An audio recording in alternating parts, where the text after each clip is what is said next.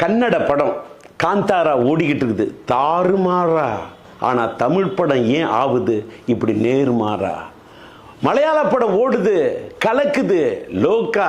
ஆனால் இங்கே தமிழ் திரையுலகம் ஆகுது வீக்கா, பட உலகம் ஆகுது ஷாக்கா. கேட்டால் பட்ஜெட்டு பத்தலன்னு சொல்லிக்கிட்டு இருக்கக்கூடாது சாக்கா. படம் எடுக்கிறது என்ன ஒரு ஜோக்கா? கதாநாயகனோட காட்சிட்டுக்காக பிடிச்சிக்கிட்டு இருந்தா போறாது காக்கா.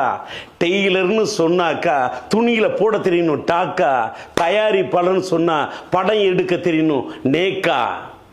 எனக்கு மலையாள படம் ஓடுது, கன்னட படம் ஓடுது, தெலுங்கு படம் ஓடுது அப்படின்லாம் எனக்கு அதை பார்த்து பொறாம இல்லை.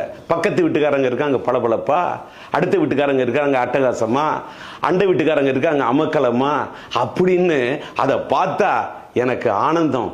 ஆனால் அதே நேரத்தில் என் வீடு, என் தமிழ் சினிமா இப்படி இருக்கேன்னு எனக்கு ஒரு ஆதங்கம்.